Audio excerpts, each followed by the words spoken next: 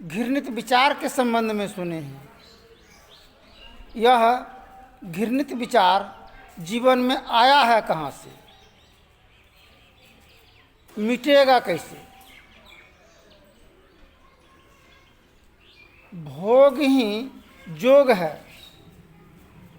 भोग ही रोग है।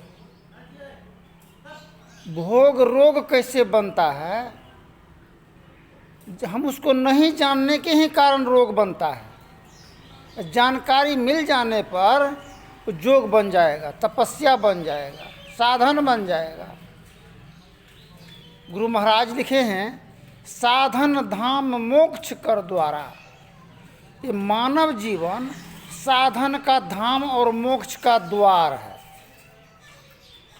गाय, माल, भैंस आदि इत्यादि वो ध्यान साधन नहीं कर सकता है, किंतु मानव ही एक ऐसा सर्वोत्तम और उत्तम प्राणी है जो ध्यान कर सकते हैं और अपने जीवन का उद्धार प्राप्त कर सकते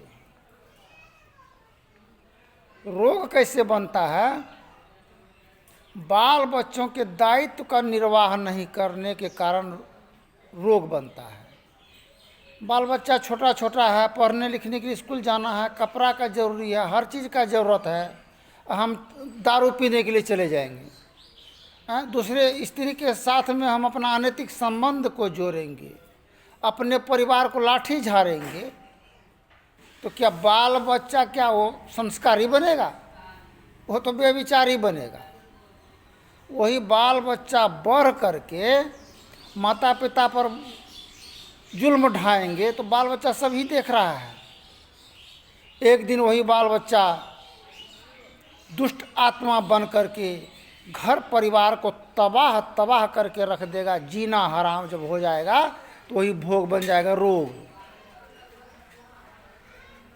अगर हम जानकारी मिला संत महात्माओं से, हम बाल बच्चों का पूर्ण रूपेण दायित्व का निर्वाह अगर करने लग जाएंगे, बाल बच्चा अगर उच्च शिखर को प्राप्त कर लेंगे तो वह जोग बन जाएगा। सभी जोग करके रखेंगे, परिवार को संचालन सही दिशा की ओर ले जाएंगे।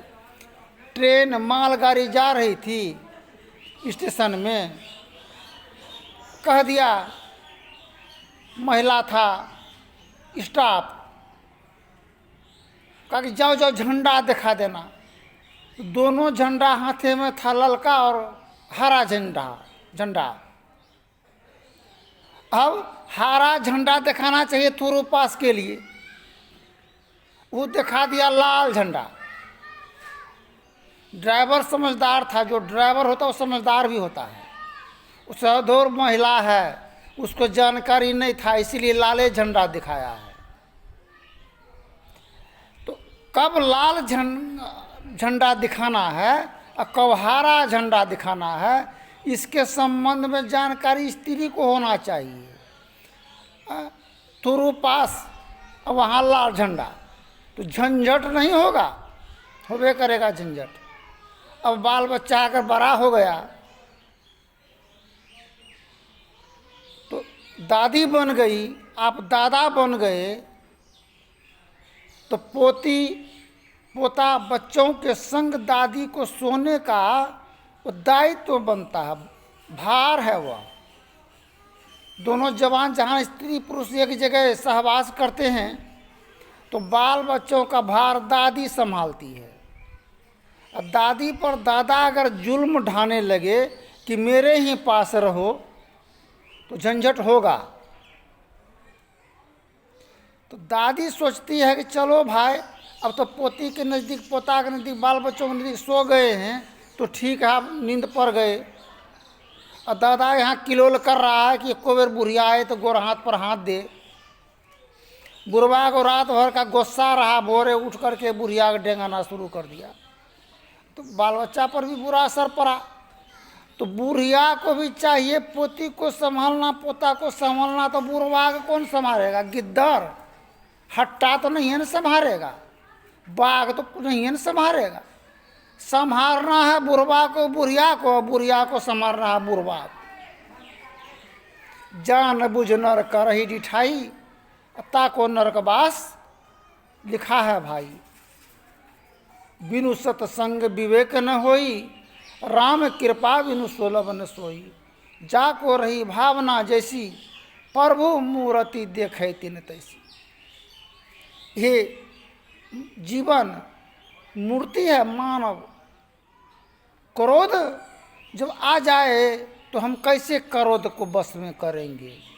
यही तो बड़ा काम है संसार में। माथा को सहलाना, क्रोध आता है आँख के द्वारा, क्रोध आता है कान के द्वारा, और जुबान के द्वारा बरसने लगता है क्रोध। कैसे रोकेंगे? जब क्रोध आता है तो कनपट्टी गर्म हो जाता है। कनपट्टी सहलाना, माथा कुल्ला करना, उस जगह स्थान को छोड़ देना, ईश्वर के नाम की जाप करना, लंबा सांस लेना, यही है क्रोध का गति को रोकने का व्यवस्था। इस प्रकार की व्यवस्था को जान लेंगे हम तो मेरे घर में कलह और विघ्न नहीं होगा। लड़ने के बजाय कुछ क्षण हम अलग क्यों नहीं हो जाएं? लड़ने से जब लड़का लड़की देखने के लिए हम जाते हैं तो क्या कहते हैं? जाते हैं लड़का देखने, लड़की देखने। लड़का लड़की का नाम मतलब लड़ने झगड़ने वाला है, जन्म लेकर के आया है। लड़ाई झगड़ा बवाल तो होगा ही, लेकिन उसको रोकने का व्यवस्था संत महात्माओं के पास होता है। धन्यवाद। जय हिंद, जय भारत। फिर आगे के प्रसंग में बोलेंगे।